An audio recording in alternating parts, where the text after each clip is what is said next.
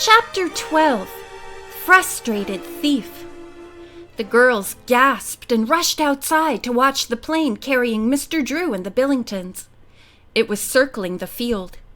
The runway had been sprayed with foam. A fire truck and an ambulance stood nearby.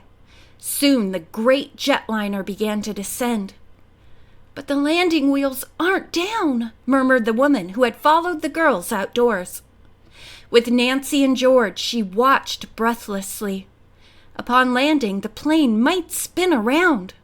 Fortunately, the pilot made a skillful belly landing, and all the waiting friends and relatives gave sighs of relief. Mr. Drew and the Billingtons were among the first to get off. The pilot had already come out, and the two men hurried to catch up to him. "Congratulations on your fine work," Mr. Drew called. Mr. Billington also complimented the pilot. "It's all in a day's work," the young captain answered with a smile, then disappeared into the offices of the airline. Mr. Drew introduced the Billingtons, who said they had been looking forward to meeting Nancy and her friends. As soon as they were seated in the car, Mr. Billington requested that the girls tell him about the fire. Nancy reported on it in detail and told him the arsonist had not been caught. "Mr. Billington, we have found Tina and Anton a complete mystery. Do you think it possible that he had anything to do with the fire?" "Not Anton," Mr. Billington said quickly. "I always thought he loved my orange grove and would be heartbroken if something happened to it." Nancy and George made no comment. Anton had certainly not shown this kind of regret about the burned trees in the packing house. George told about the girls' experience on the way to the airport. "Mr. Scarlett was positively contemptible, and he said that the Webster house has been taken off the market." "Dad," said Nancy, "could you find out if it is really true?" When he nodded, she added, "The girls and I have wondered if Scarlett is acting in collusion with the owner of the moss-covered mansion." She told the men about the wild animals they had seen. "The trainer was very hostile to us. I suspect he doesn't want any new neighbors." Mr. Drew asked, "Have you talked to the police about the place?" "No, I haven't," Nancy replied, "but I'll do so first thing in the morning." When the Drews and their friends arrived at the Billington house, they were amazed to hear of Mr. Scarlett's rude behavior toward Hannah and Bess. Mr. Drew scowled. "I don't like his actions. I doubt that he is to be trusted."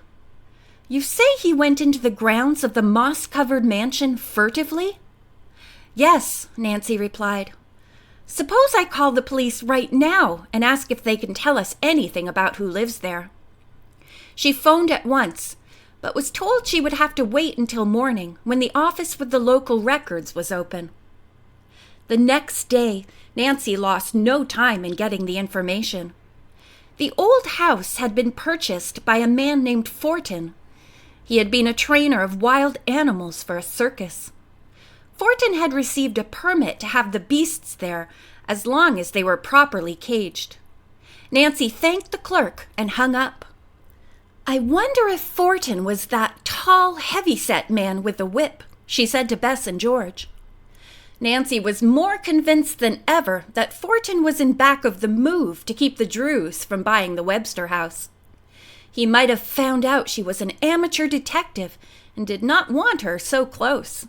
She might report that he had allowed the dangerous animals out of their cages.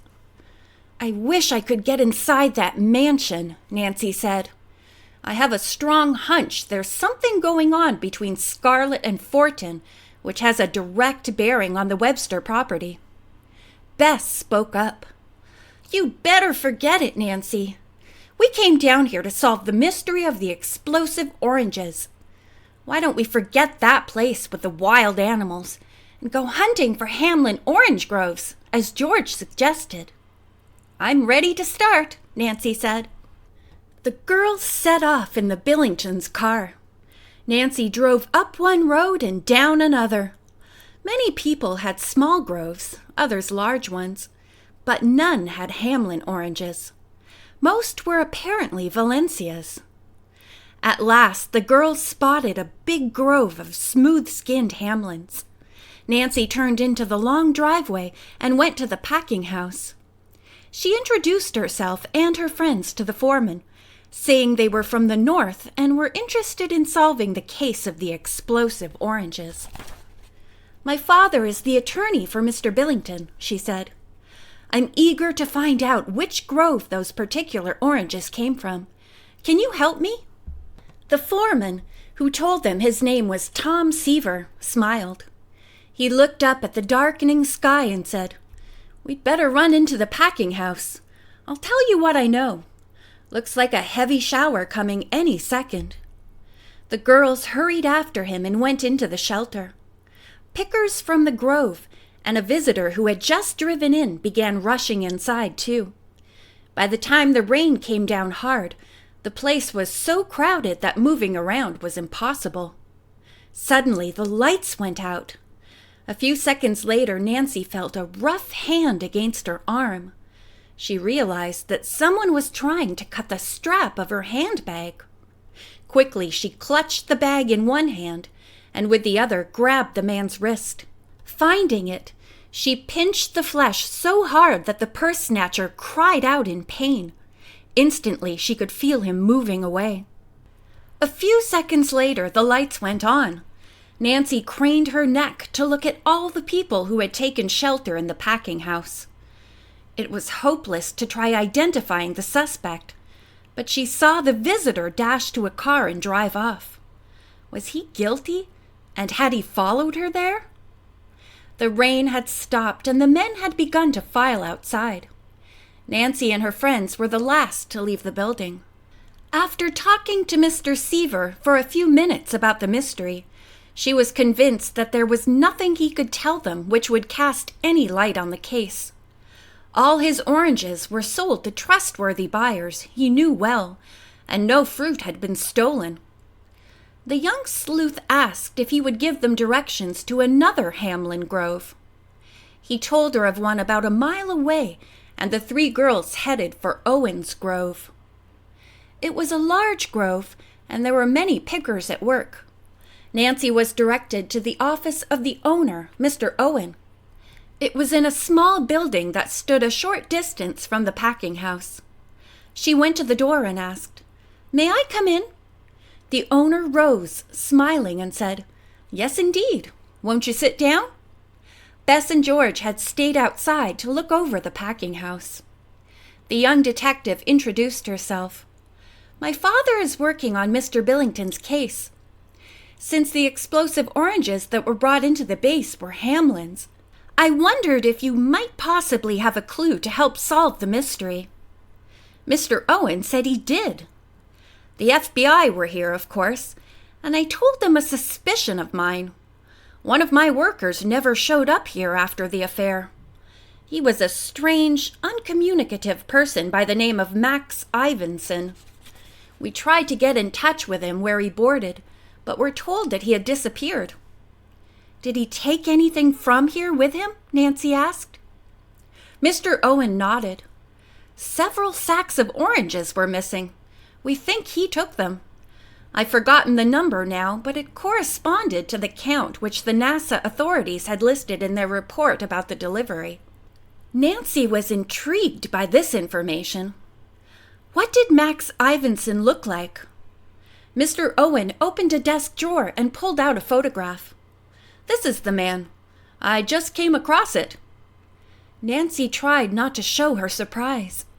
Ivinson looked enough like Mr. Billington to be a brother. "Can you tell me anything more about him?" Nancy queried. "A little. Ivinson's a bachelor. He was a good picker but would never stay to work overtime." Nancy arose. "You have been most kind and helpful," she said, putting out her hand. Mr. Owen shook it warmly and wished her luck in solving the mystery. "I'm glad if I've been of help," he said. Bess and George were excited when Nancy told them what she had found out, and discussed the clues as they started for home. A shortcut led them past the Nickerson house. "Let's go in," Nancy suggested, and turned into their driveway. Both of Ned's parents were home and were amazed at all Nancy had accomplished, particularly her last clue. Then the conversation turned toward the Webster house and the moss-covered mansion. "I certainly wish I could get inside that weird-looking place with the wild animals," said Nancy. Mr. Nickerson grinned. All three girls thought how much Ned looked like his father when he smiled broadly. "I think I just might arrange such a visit," Mr. Nickerson said. "I know a man who is an animal control officer in the Public Health Service. Perhaps he could make a routine inspection of the moss-covered mansion, and," he winked at Nancy, "perhaps he could take a secretary with him." End of chapter 12.